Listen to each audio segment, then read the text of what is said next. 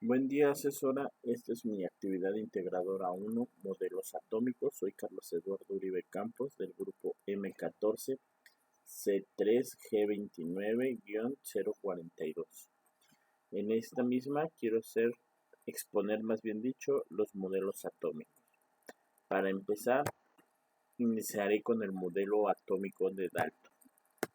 El modelo atómico de Dalton fue desarrollado en 1804 por John Dalton y se le conoce como el modelo de la bola de billar.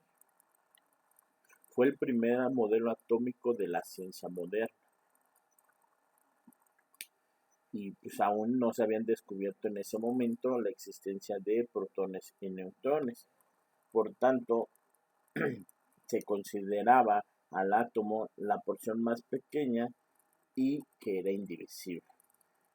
Dalton decía que los átomos eran sólidos y tenían una forma esférica como una bola de béisbol, tal como vemos aquí en la ilustración. Este modelo estuvo vigente hasta el descubrimiento del electrón. Continuaremos con el modelo atómico de Thomson.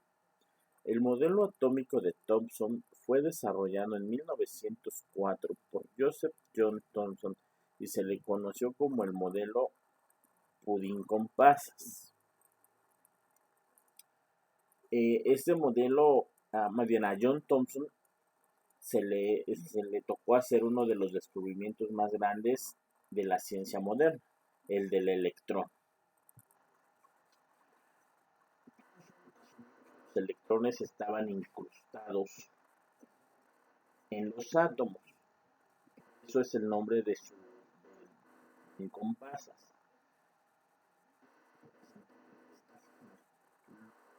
Una esfera de carga positiva estaban incrustados los electrones con carga negativa, tal como vemos aquí en la ilustración.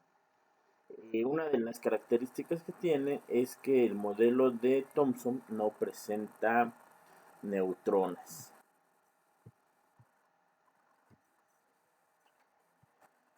Comenzaré con el modelo atómico de Rutherford. El modelo atómico de Rutherford fue desarrollado en 1911 por Ernest Rutherford y es conocido como el modelo planetario.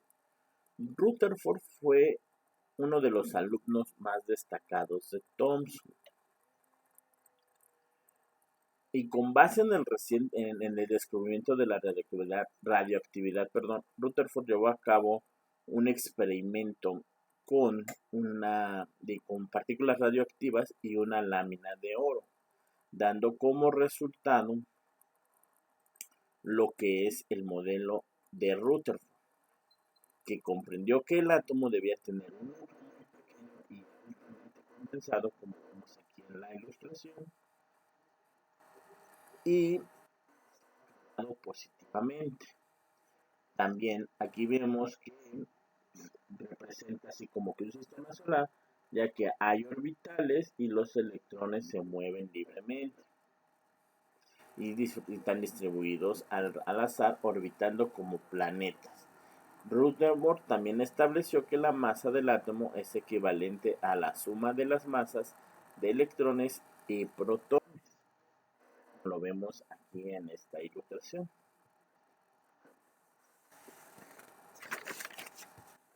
Para continuaré con el modelo atómico de Bohr.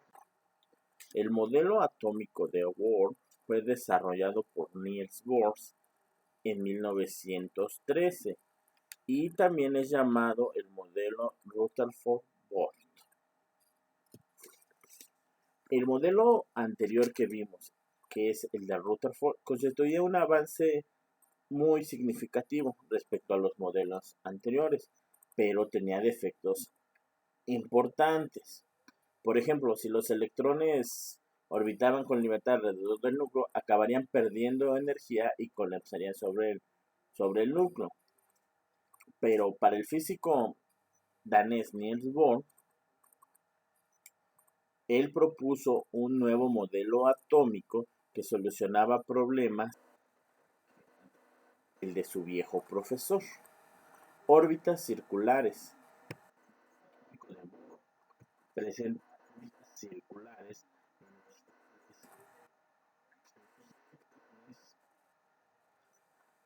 circulan en órbitas estables separados por una cierta distancia, lo que cual solucionó los problemas que ya tenían, mientras que de una manera alrededor del núcleo estaban lo que eran los electrones. Sin embargo, el modelo de Bohr no tuvo éxito para explicar el funcionamiento de átomos con más de un electrón, tal y como vemos aquí. Protones y neutrones, órbitas donde circulando al azar los electrones.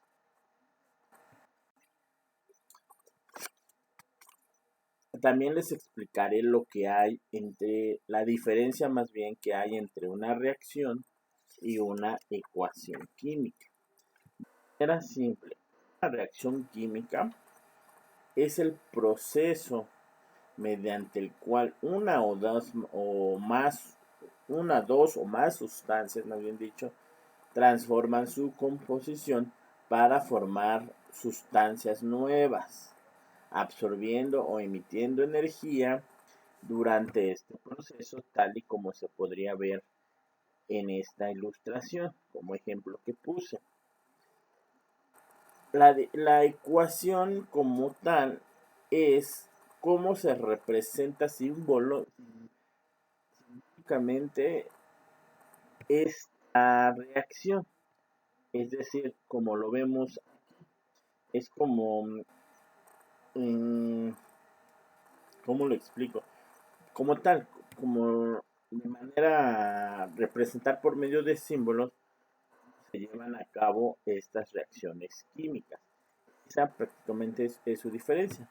La reacción es el proceso como cual y la ecuación es la representación simbólica de esta misma reacción. La forma en que los átomos forman enlaces. Primero debemos de entender que un enlace es la fuerza que une a los átomos para formar compuestos. En base a esto, los enlaces se forman ya sea ganando, cediendo o compartiendo electrones para alcanzar configuraciones electrónicas estables como un gas noble o otras sustancias. Existen tres tipos de enlaces. Son el enlace iónico, que se da entre un metal y un no metal, el enlace covalente, que se da en no metales, y el enlace metálico, que se da en metales. Entonces, básicamente la forma en que se forman los enlaces es ganando, cediendo o compartiendo electrones para alcanzar configuraciones.